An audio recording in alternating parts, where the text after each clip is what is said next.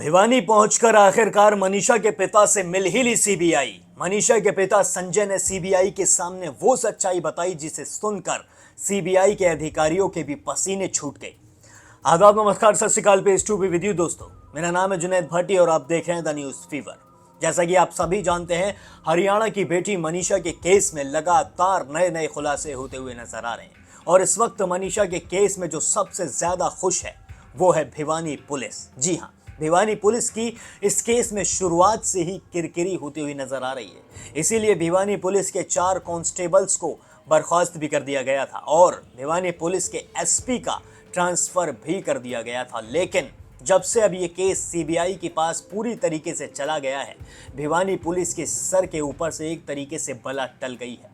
अब भिवानी पुलिस इस तरीके से इस केस में चल रही है कि उन्हें मनीषा से कोई मतलब ही नहीं है। लेकिन अब सीबीआई ढाणी लक्ष्मण गांव पहुंच चुकी है। सीबीआई की जो शुरुआती जांच है उसे देखकर ऐसा जरूर लग रहा है कि मनीषा को अब शायद इंसाफ मिल सकता है। जी हां, लोग चाहे कुछ भी कहें, लेकिन सीबीआई पूरी तरीके से निष्पक्ष जांच करती हुई नजर आ रही है।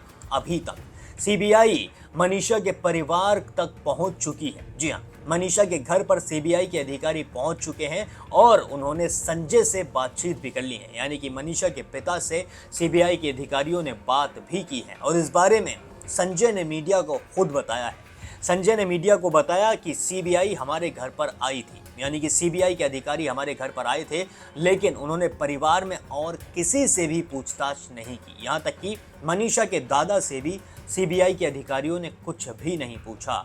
अगर उन्होंने सवाल किए तो सिर्फ वो संजय से ही किए, क्योंकि उस वक्त सिर्फ और सिर्फ संजय ही वहां मौजूद था जब मनीषा की लाश जंगल में पड़ी हुई मिली थी। संजय ने बताया कि मुझसे बहुत सारे सवाल किए गए और साथ ही में मैंने भी सीबीआई से कई ऐसे सवाल कर लिए जिन्हें सुनकर सीबीआई ने मुझे आश्वासन दिया है कि मनीषा को अब इंसाफ मिलकर ही रहेगा। जी हाँ, संजय से जो सीबीआई ने सवाल किए हैं उसमें सबसे पहला सवाल था कि आपने मनीषा को किस हालत में पड़े हुए देखा था जंगल में। इस पर संजय ने बताया कि मनीषा की लाश का हाल इतना बुरा था कि उनसे देखा भी नहीं जा रहा था। सबसे पहले तो उन्हें विश्वास ही नहीं हुआ था कि ये मेरी गुड़िया मनीषा हो सकती है। इसके बाद सीबीआई ने संजय से पूछा कि आपको क्या लगता है कि मनीषा के साथ सच में कुछ गलत हुआ है या फिर जो नोट मिला है उसे देखते हुए मनीषा ने खुद कीटनाशक खाकर अपनी जान दे दी है। इस पर संजय ने बताया कि मुझे बिल्कुल भी नहीं लगता है कि मेरी गुड़िया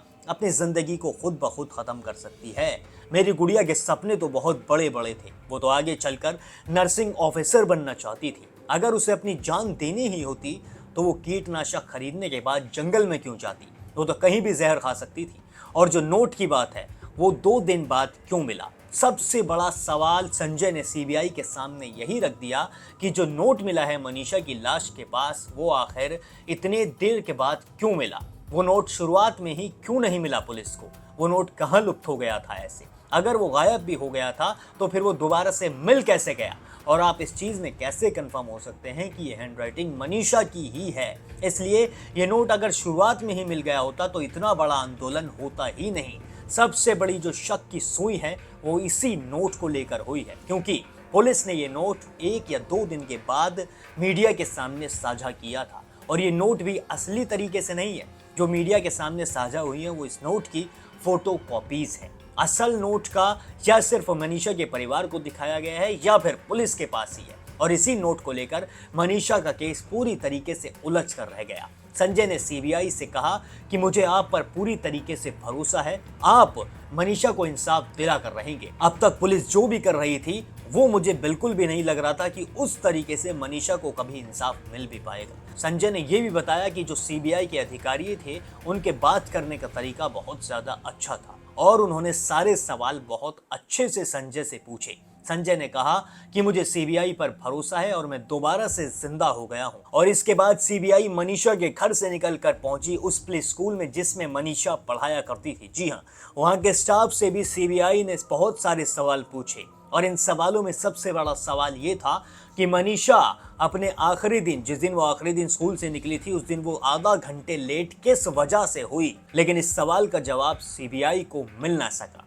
यहाँ पर सीबीआई ने करीब 15 मिनट सवाल जवाब किए। जी हाँ, इस स्कूल में 15 मिनट सवाल जवाब किए हैं और फिर इस स्कूल से निकलकर सीबीआई पहुंचती है उस दुकान वाले के पास जिससे ये दावा किया गया है कि मनीषा ने मोनो स्प्रे खरीदा था। जी हाँ, ये कीटनाशक इस दुकान वाले से यानी कि नरेंद्र कुमार से खरीदा था। इसी दुकान वाले से सीबीआई ने कई सवाल किए और इन सवालों में ये भी था कि आप हर दवाई की एंट्री रजिस्टर में करते हैं, आपसे जो भी दवाई लेने आता है इस तरीके की आप उसके साइन कराते हैं। इस पर नरेंद्र कुमार ने जो सवालों के जवाब दिए हैं वो अभी तक सामने नहीं आए हैं, लेकिन वो बहुत जल्दी सामने आ जाएंगे क्योंकि ये दुकान वाला भी लोगों के शक के पूरी तरीके से घेरे में है। इस पर भी कई सारे सवाल खड़े किए गए हैं और फिर इसके बाद सीबीआई पहुंचती है नर्सिंग कॉलेज में, जो सबसे ज्यादा शक वाली चीज है। जी हाँ, नर्सिंग कॉलेज। यहाँ पर सीबीआई ने जाके नर्सिंग कॉलेज के स्टाफ से भी काफी सवाल जवाब किए।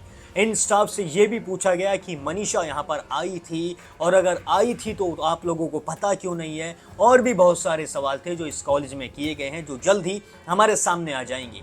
और अब जो सीबीआई पहुंच सकती है वो उस बस के ड्राइवर के पास पहुंच सकती है जिसमें मनीषा अपने घर से प्ले स्कूल आया करती थी और प्ले स्कूल से अपने घर जाया करती थी, यानी कि आइडियल कॉलेज की बस। जी हाँ, जिस बारे में कॉलेज ने साफ तौर पर इनकार कर दिया है कि हमें पता ही नहीं है कि हमारे कॉलेज की बस में मनीषा प्ले स्कूल से घर और घर से प्ले स्कूल आया जाया करती थी। जबकि सबसे बड़ा सवाल सीबीआई का यही होने वाला है कि आपके कॉलेज की बस में कोई लड़की रोजाना सफर कर रही है और आप लोगों को जानकारी ही नहीं है, ये आखिर कैसे संभव हो सकता है। और फिर इसके बाद सीबीआई ने पूछताछ की उन दो लोगों से जिन्हें सबसे पहले मनीषा की लाश जंगल में दिखी थी, यानी कि इस खेत में काम करने वाले दो लोग जिनका नाम सत्यपाल और ईश्वर प्रसाद है।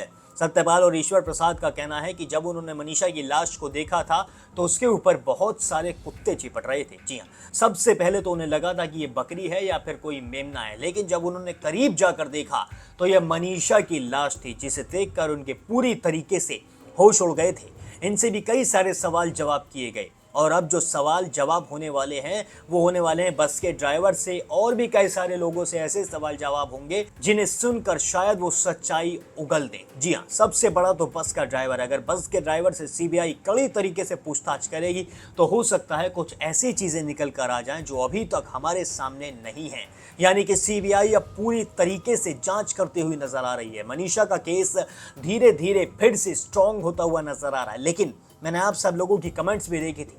आप सब लोग कमेंट्स में कह रहे थे कि सीबीआई पर भी हमें भरोसा नहीं है, सीबीआई भी बिक चुकी है और भी पता नहीं आप क्या क्या कह रहे थे, लेकिन हमें किसी न किसी पर तो भरोसा रखना ही होगा। अगर हम सीबीआई पर भरोसा रखेंगे तो क्या पता ऐसा हो सके सीबीआई निष्पक्ष जांच करे, सीबीआई मनीषा को इंसाफ दिलाने में एड़ी चोटी तक का दम लगा दे। जो भिवानी पुलिस नहीं कर पाई वो शायद सीबीआई कर दे, ऐसा भी हो सकता है क्योंकि सीबीआई जिस तरीके से जांच कर रही है और जिस तरीके से मनीषा के पिता ने सारी बातें बताई हैं, मनीषा के पिता ने खुद आकर कहा है कि मेरे सीबीआई के अधिकारियों से बात हुई है, उन्होंने बहुत अच्छे तरीके से सवाल जवाब किए हैं। जिस तरीके से भिवानी पुलिस ने सवाल जवाब नहीं किए थे उसी तरीके से सीबीआई सवाल जवाब करती हुई नजर आ रही है। और अब हो सकता है कि मनीषा की जो तीसरी पोस्टमार्टम रिपोर्ट थी, जो पोस्टमार्टम मनीषा का एम्स में हुआ था तीसरी बार, उसकी रिपोर्ट भी सीबीआई जल्द से जल्द सार्वजनिक कर दे क्योंकि इस पोस्टमार्टम रिपोर्ट का सभी को बेसब्री से इंतजार है। अगर इस पोस्टमार्टम रिपोर्ट में कुछ नया निकल कर आया तो ये केस पूरी तरीके से पलट जाएगा और ये साबित हो जाएगा कि मनीषा के साथ सच में किसी ने तो कुछ ना कुछ गलत किया था। जी हाँ, अगर मनीषा की इस पोस्टमार्टम रिपोर्ट को सार्वजनिक जल्द से जल्द कर दिया जाएगा तो हो सकता है ये केस एक नया मोड़ ले ले और सीबीआई पूरी तरीके से मनीषा के आरोपियों को ढूंढ कर निकाल दे। अगर आप भी चाहते हैं कि मनीषा के साथ अगर सच में कुछ गलत हुआ है तो मनीषा के आरोपी जल्द से जल्द हमारे सामने आए, और अगर आप चाहते हैं कि एम्स की जो तीसरी पोस्टमार्टम रिपोर्ट है उसे जल्द से जल्द सार्वजनिक किया जाए, उसे जनता को दिखाया जाए, तो आप कमेंट सेक्शन में जस्टिस फॉर मनीषा जरूर लिखें। बाकी और भी सारे अपडेट्स के लिए अभी सब्सक्राइब कर लें द न्यूज़ फीवर।